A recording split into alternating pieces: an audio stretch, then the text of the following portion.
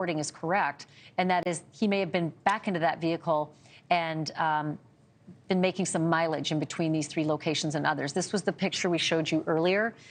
Clearly, as Jennifer Koffendorfer reported earlier, he was in a hurry to get busy, to get shooting, left the door open. Or maybe he just wanted his getaway to be faster, or he wanted to get to his next location faster. I'm sorry that I can't tell you the exact location of that picture. They just gave it to us as is and said this is the suspect's vehicle, now being told this is a white Subaru Outback that he may be driving. So that's a very grave concern, because there may be locations at risk even further than the Lewiston area, where I told you I would read this to you. It's from the Maine State Police. They sent this out on Facebook earlier. Law enforcement asking people to shelter in place. Please stay inside your home with the doors locked. Law enforcement is currently investigating at 2 locations. I think that's outdated at this point. I think it's 3. Maybe more. Again, please stay off the streets and allow law enforcement to defuse the situation. If you see any suspicious activity or individuals, please call 911. Updates to follow. I'm going to ask our control room just to double check. They do it every couple of minutes, but the Maine State Police to see if they have updated that statement. Because obviously, if this man is driving, this concern to shelter in place could be far greater. The concentric circles that will emanate from this particular ground zero location could be significant at this point. Again, with the possibility that he's driving a vehicle. I want to bring in Jim Maxwell, if I can. He's on the phone right now. He's a retired FBI agent. He's an instructor at the Buckley Peterson Global on active shooter training. So, Jim, first, can you hear me okay? Yes, Ashleigh. All right. So, Jim, I wanted to get your thoughts. You see the posture. Jennifer Koffendorfer commented that that is a posture of someone who looks like they know what they're doing with that weapon. This is someone who's got some training and experience. And now we hear he actually may be in a vehicle. Just want to get your thoughts on the possibilities at this point. Well, this guy is definitely loaded, ready to do whatever he planned to do here. If you look at the pockets on his pants, they appear to be bulging on either side, which is carrying extra magazines, as well as there seems to be some sort of sight on the weapon, which will increase the accuracy of the weapon. So this guy definitely has a tool here that can inflict a lot of damage.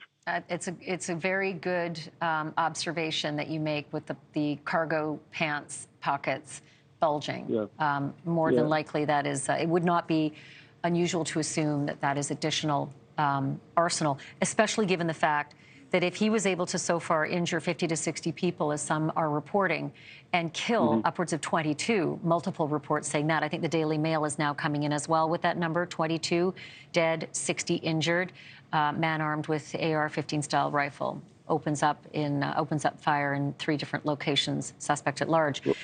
It would not be unusual to suspect that he would have had to have a lot of extra ammunition to inflict already just that amount of damage.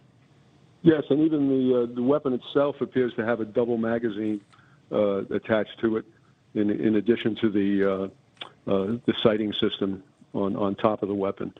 Also, the factor is the caliber of the weapon. It could be a .223, it could be a .308.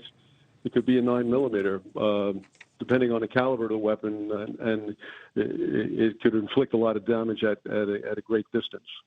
What would law enforcement be doing right now in terms of making sure that this shelter in place is far more broad than just the Lewiston area? Because if he is in fact driving at this point, the Sun-Journal reports that he now may be driving that white Subaru Outback. How does that change the instructions and the protocols now of law enforcement and how they warn the rest of us and the public?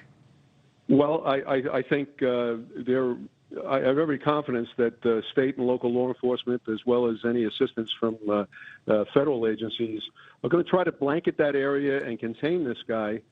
They have a vehicle. They know what they're looking for, and as far as the movement, they have to do their best to notify the public as this thing flows. He gets on an interstate highway. He could affect a lot of areas. And there are systems in place where the public can be notified, but it's not 100%. Someone may be driving home from work and encountered this guy not knowing who he is. Of course. This is all breaking. This is all breaking. Yeah. We're kind of muddling through this in real time. Thank you for watching. Go to newsnationnow.com to find NewsNation on your television provider. And don't forget to click the red subscribe button below to get more of NewsNation's fact-driven, unbiased coverage.